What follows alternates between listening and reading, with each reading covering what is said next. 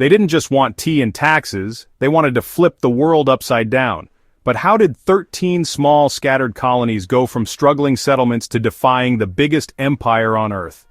Everyone talks about the American Revolution like it was this big moment of glory, but what no one tells you is how crazy, chaotic, and weird things were before it all exploded. The story of the 13 colonies isn't clean, isn't simple, and it definitely isn't boring. This is the full ride, from swampy messes and witch trials to backroom deals, broken promises, and full-blown rebellion. Here's the thing, when we look at a map today, it feels like America was always meant to be what it is now. But back in the 1600s and 1700s, nothing made sense. You had 13 British colonies, each doing their own thing, fighting over land, religion, and money.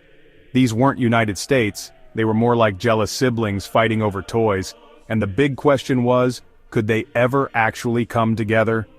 1. It all started with a gamble. The story kicks off with a big risk. In 1607, England throws its hat into the New World game with Jamestown, Virginia. Think of it like a sketchy business venture. The Virginia Company, a group of rich investors, wants gold, silk, maybe spices. Spoiler, they find none of that. Instead, Jamestown is a disaster. People are starving, dying from disease, and straight up eating rats. Out of 500 settlers, only 60 survive the first winter. But somehow, it doesn't collapse. Tobacco saves it. That's right. Smoking is what keeps Jamestown alive. And soon, Virginia becomes all about plantations, profits, and sadly slavery. 2. Pilgrims, Puritans, and pushing out. Fast forward to 1620. The Pilgrims land in Plymouth, Massachusetts. They're not here for gold. They're here to escape religious drama back in England. A few years later, the Puritans show up with a whole pure church idea. They want to build a city on a hill. Basically their perfect version of society. But here's the catch. If you don't believe exactly what they believe, you're out. Literally exiled. That's how Rhode Island gets started, by people who weren't Puritan enough. The 13 colonies were never one team. Let's break it down real quick. New England colonies, Massachusetts, Connecticut, Rhode Island, New Hampshire. These were religious and tight-knit but super judgmental. Middle colonies, New York, New Jersey, Pennsylvania, Delaware. More diverse, more trade, more tolerance. Southern colonies, Maryland, Virginia, North Carolina, South Carolina, Georgia. All about plantations and profit. Heavy on slavery. These places had different economies, different religions, and different ideas of freedom. Georgia, for example, was a penal colony. Yes, founded to hold prisoners. Slavery and sugar fueled the machine. While many like to paint the colonies as freedom-loving pioneers, the truth is much darker. Slavery was baked into the economy early on. From sugar plantations in the Caribbean to tobacco in Virginia and rice in the Carolinas, enslaved Africans were forced to build this so-called New World. And they weren't treated as people, just tools for wealth. Things start to boil over.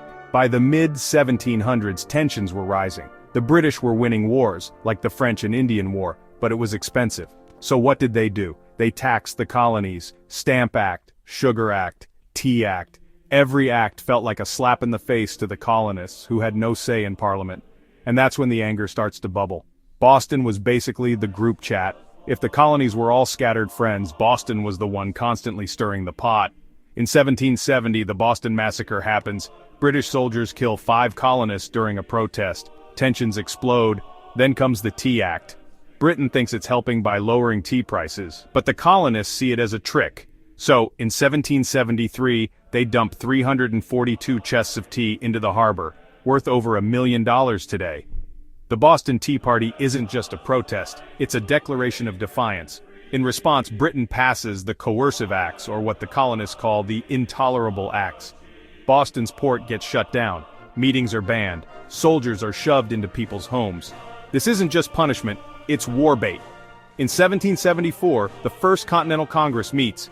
Finally, they're trying to act as one, but it's not unity, it's survival. Then, April 1775, Lexington and Concord, the first real battles. Suddenly, this isn't a protest, it's a war. On July 4th, 1776, they do the unthinkable.